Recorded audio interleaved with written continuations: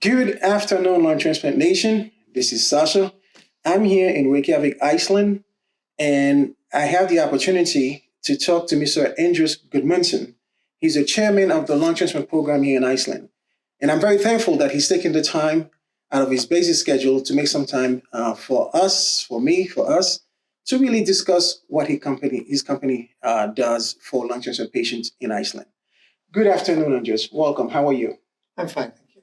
Good. One thing I'd like to ask you, can you just please tell me, what does your organization do? The name of your organization, and what do you guys do? Basically, we work for the welfare and rights of people with lung diseases, any kind. And it's all voluntary, so there's no paid. So it's like a charity, basically. People volunteer. That is awesome. That is great. Yeah. Okay. And we have got around 600 members. Wow. Okay. And some obviously not sick, but interested in the topic of lung diseases. And that's basically it.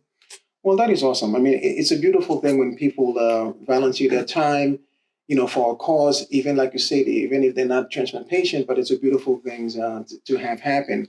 So let me ask you, roughly around when did your organization started? It was in 1997. Okay.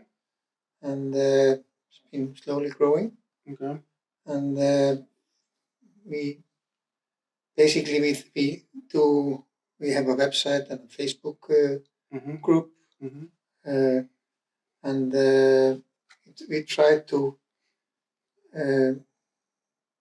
give information about lung diseases, what people can do to get help if they need it in any way.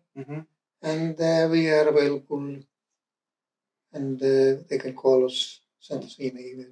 Okay, good. So can you give me like an example? Let's just say for me, if I feel like I'm having lung issues, I come to you, to your organization. What sort of information, what sort of help you guys would provide somebody like me?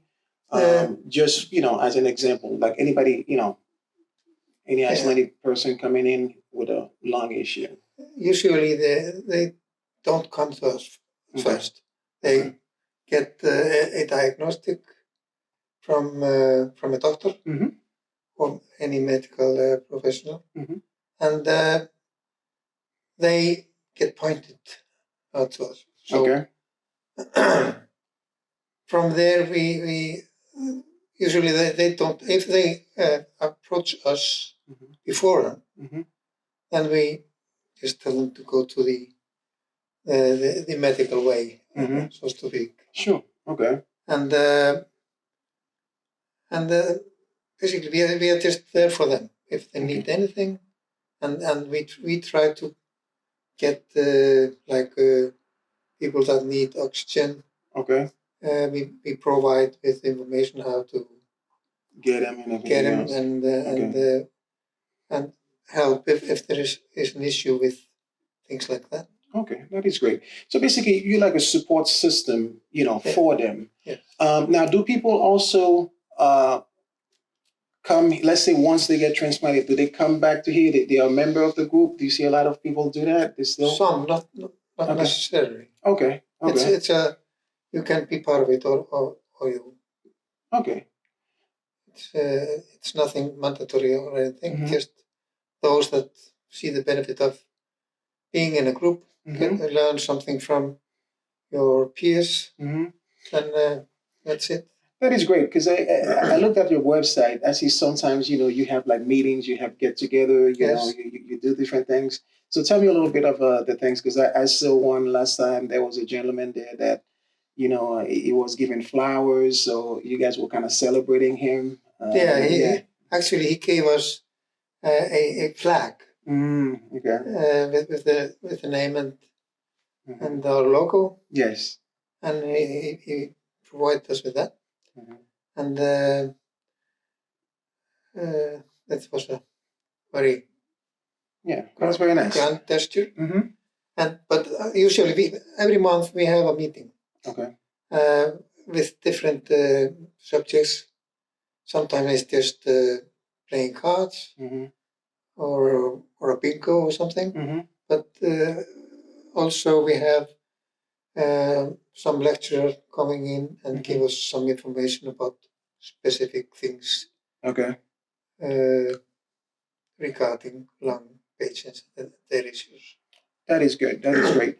So I know you're not a lung doctor, but I'm just going to ask you: do you know how many people get transplanted a year in Iceland, roughly? I think the first transplantation was done in 1988. Okay. And there are last January we had 26 in all. 26. Okay. Wow. Okay. In all since then. Yeah. Okay.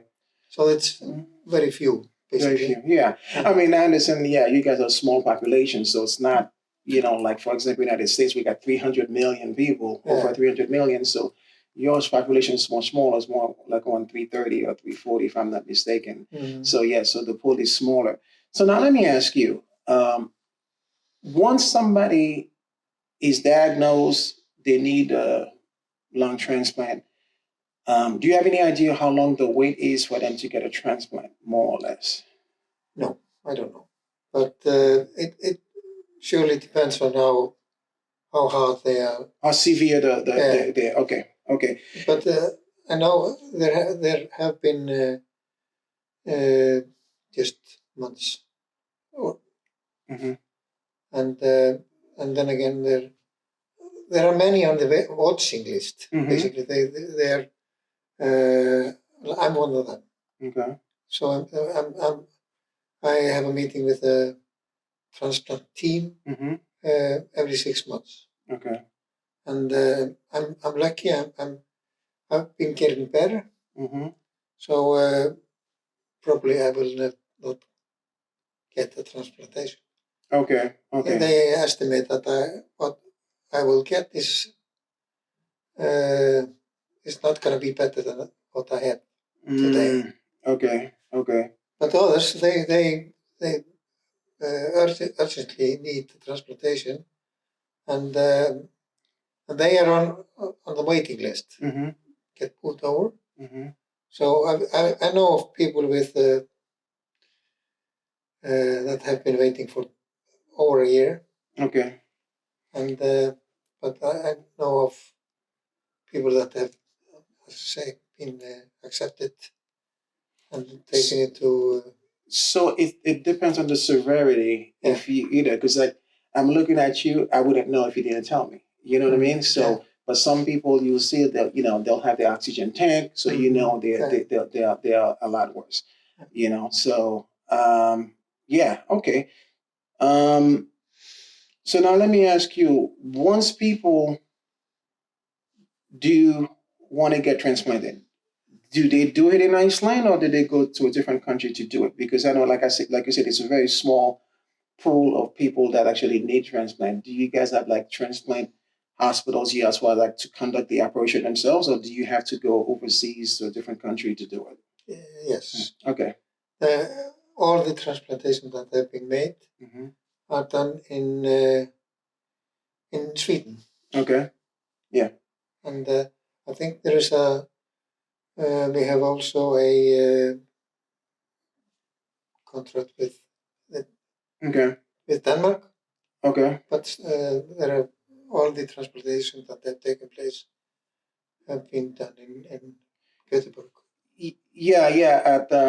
I think I read something at the Salgrenka Hospital in Gothenburg. Okay, all right. So Iceland has a contract with them now. Is it just I don't know if you know, but I'll ask anyway. Is it like just a medical to medical contract, or is it a country to country contract? Actually, I don't know, but I guess it's on a country level. Okay, because I guess my next question would be, for example, let's say I have to move up the wait list. I'm pretty bad. I'm on oxygen. I need a transplant. Okay, so two things. One is, do all the donors, meaning the new lungs, are they from Sweden usually, and how long from when you have to have a transplant you get transported to Sweden? Is it like a week? Is it a month? Is it 3 months? I usually it takes some time. I don't know how long. Okay. And basically it's based on what they estimate that you will, what your body will accept. True. Mm-hmm. So I know of one guy that's been waiting some months, and he has a very rare combination of blood. Oh, okay. Blood clot and So it's difficult to find the person that fits that description or his. Yeah. Yeah. So yeah. I guess the more complication it is, the longer it takes to find it. Yeah, to find out. Yeah, you're right. Because I remember I had something called what is it, factor V, which is some of a blood disorder. Mm-hmm. So my operation took a lot longer because I had to have ECMO machine that they put in, and then where they work with the blood and all that. So my surgery took twice as long than a typical surgery. So yeah, I understand what you're saying. Yeah. So let's just say somebody is ready to go, to Sweden. And I'm assuming also because different people have different time frame. But do you know usually like how long before the operation they have somebody over? I think usually it's when they find out that you will urgently need a transplant, then you go to Sweden and have a thorough examination over there as well. Okay. And then you are put on their waiting list. Okay. And then you go back to Iceland, and in due time, when they find something that might match, there is as the recipient, you need to be available within 1 hour from the airport. Oh, okay. That's That's the plan. Yeah. So when you get the call, you just take your bag, pre-packed, and get on the next flight. Yeah, next flight, and on the table as fast as. Okay, so let's say if you leave typically in the north of Iceland, like 3 hours away from Reykjavik, but if you're on the wait list, you gotta get closer. You gotta be in Reykjavik, so at least closer to Keflavik, I would assume. Last week we had I read about it in the paper that there was a flight. The Coast Guard flew to Akureyri, took a patient there, and flew directly to Sweden. Oh wow! Okay. So in something like that, I'm just curious: is it more of a government getting involved, or is it something like the patient's going to have like a huge bill because they took a, you know what I mean? Yeah. How does that work? It's paid by the government. Okay. The whole bill. Okay. That is awesome. That's great to know. So even when they go to Sweden, is that government paid as well? Yeah. So the patient has no money, co-pays, like they say in the United States, you gotta have a co-pay, you gotta get. Okay, wow. It's in the system. Okay. So it's good to know, folks. Different countries, really take care of their people. Just saying. Okay. So that's good to know because I was really curious about the accommodation because, the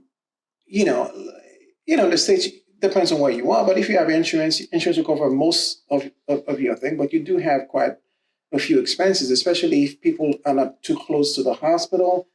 They have to find a place to stay. Sometimes the hospital provides you a place. Sometimes they don't have it. Sometimes people have to stay at a hotel. So that can get, pretty expensive as well. because I know some people that from a different state, for some reason they couldn't get transplanted there, so they come to New York. So even though they have been transplanted for a few months, but since they have to see the doctor very frequently in the first year, they had to get like an apartment, not too far locally, because they cannot go back to their state, because every time they have to go, that doesn't make any sense. Yeah. So that's why that's very interesting to know.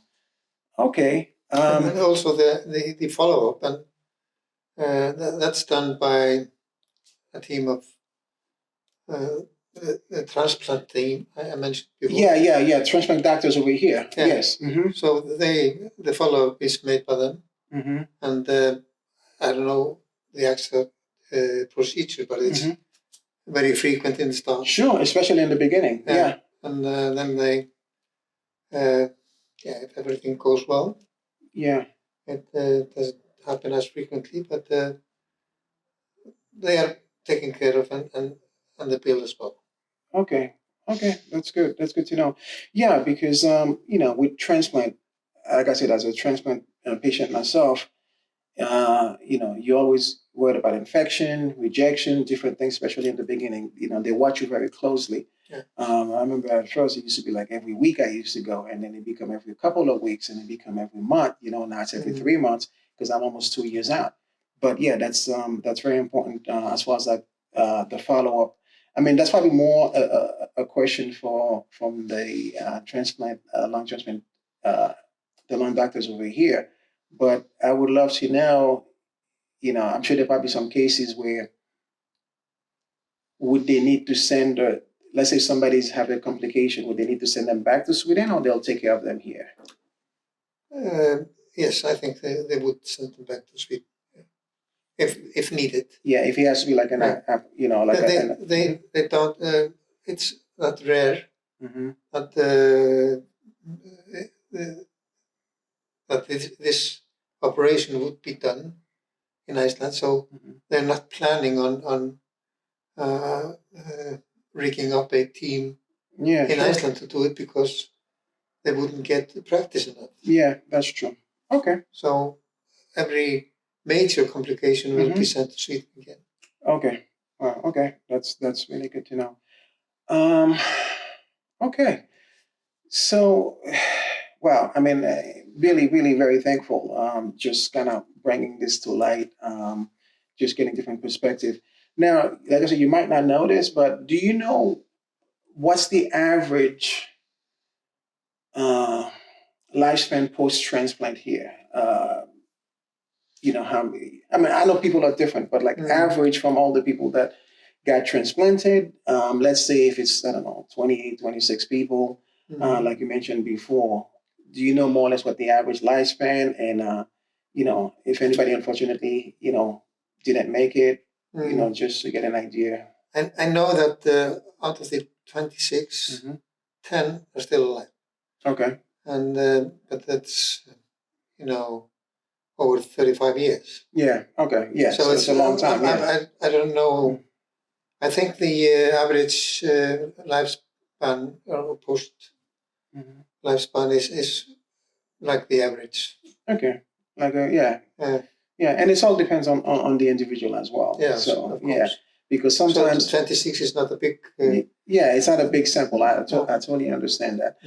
And because people can have other complications from different things as well. Because just because you post transplant and then God forbid you pass away, that doesn't mean it's a result of that. It could be some other health health issue that happens.